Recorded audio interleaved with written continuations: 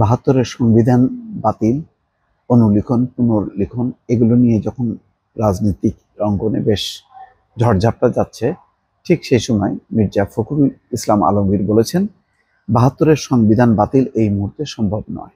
যুগান্তরকে দেওয়া একান্ত সাক্ষাৎকারে তিনি পরিষ্কারভাবে বলেছেন, ৭২-এর সংবিধান বাতিল এই মুহূর্তে সম্ভব নয়, এটি সংশোধন করতে হবে। এই দাবি শুধু মির্জা ফখরুল না, মির্জা আব্বাস, আমির খসরু মাহমুদ চৌধুরী সহ সকল নেতা কিন্তু একযোগে বলে আসছে। সম্প্রতি একটি পরিস্থিতি তৈরি হয়েছিল যে বৈষম্য বিরোধী ছাত্র আন্দোলন শহীদ মিনারের যে সমাবেশ, সেই সমাবেশ থেকে মুজিববাদী এই ৭২-এর সংবিধান কবর দেওয়া হবে এমন একটি কথা বলেছিল। তারপর পরই প্রতিক্রিয়া শুরু হয়।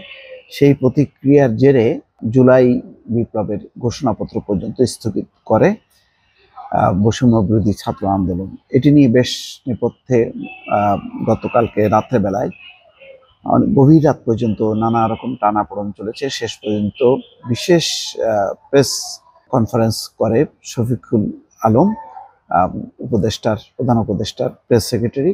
তিনি বলেন যে সরকারি জুলাই আগস্টের যেই ঘোষণাপত্র সেটি তারা প্রণয়ন করছে এবং সবাইকে নিয়ে এটি ঘোষণা করা হবে। যাই হোক, তারপরে পরিস্থিতি থেমে যায়, কিন্তু ৭২-এর সংবিধানকে নিয়ে এখনো কিন্তু জল ঘোলা হচ্ছে। পরিষ্কার সেই ব্যাপারে বিএনপি তার অবস্থান পরিষ্কার করেছে। ২০২৫ সালের মধ্যেই নির্বাচন সম্ভব।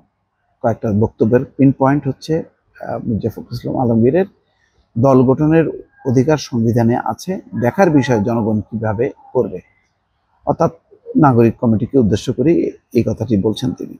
বিএনপিকে মাইনাস করার ক্ষমতা কারো নেই, অর্থাৎ বিএনপিকে বাদ দিয়ে অনেক কিছু করার একটা চেষ্টা আছে বলে রাজনৈতিক অঙ্গনে যে গুঞ্জন আছে তার বিপরীতে বলছেন যে বিএনপিকে মাইনাস করার ক্ষমতা কারো নেই।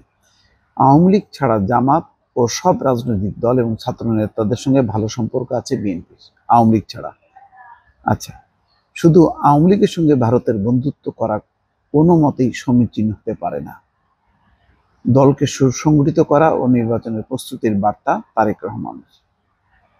একদম পরিষ্কার কিছু কথাবার্তা এই যুগান্তরকে বলেছেন মির্জা ফখরুল ইসলাম আলমগীর। ছাত্র জনতার অভ্যুত্থানে আওয়ামী লীগ সরকারের পতনের পর দেশের রাজনৈতিক অঙ্গনে পরিবর্তন এসছে। নানা হিসাব নিকাশ করতে শুরু করেছে রাজনৈতিক দলগুলো। নতুন এই পরিস্থিতিতে দীর্ঘ ১৭ বছর ক্ষমতার বাইরে থাকা বিএনপি নেতাকর্মীরা এখন অনেকটাই উজ্জীবিত। জাতীয় নির্বাচনের জন্য তারা প্রস্তুত হচ্ছেন। দলটির মহাসচিব মির্জা ফখরুল ইসলাম আলমগীর বলেছেন, ২০২৫ সালের মধ্যেই ত্রয়োদশ জাতীয় সংসদ নির্বাচন সম্ভব। দ্রুত নির্বাচন হলে যে সংকটগুলো তৈরি হয়েছে তা অনেকাংশে কমে আসবে, দেশের জন্য মঙ্গলজনক হবে। ভোটের অধিকার যদি প্রতিষ্ঠিত না হয় তাহলে রাস্তায় নামতেই হবে। এটি পরিষ্কার কথা বললেন যে ভোটের অধিকার যদি প্রতিষ্ঠিত না হয় তাহলে রাস্তায় নামতেই হবে।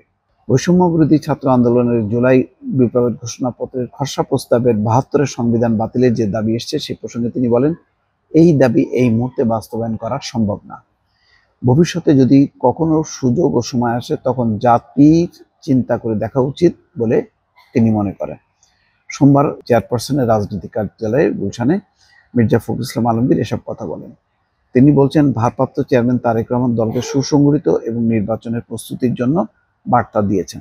আওয়ামী লীগের রাজনীতি ও ভোটের অংশ নেওয়া প্রসঙ্গে তিনি বলেন, এই সিদ্ধান্ত আসবে জনগণের কাছ থেকে। এছাড়া দেশের চলমান পরিস্থিতি, জাতীয় নির্বাচন, রাষ্ট্র সংস্কার, যুক্তরাষ্ট্র চীন সম্পর্ক নানান বিষয় নিয়ে তিনি কথা বলেছেন। দর্শক, যাক, পরিষ্কার যে দ্রুত নির্বাচন এবং ৭২-এর সংবিধান পরিবর্তন সম্ভব না, এটি মির্জা ফখরুল ইসলাম আলমগীরের পরিষ্কার বার্তা। দর্শক, ভালো থাকবেন। আল্লাহ হাফেজ।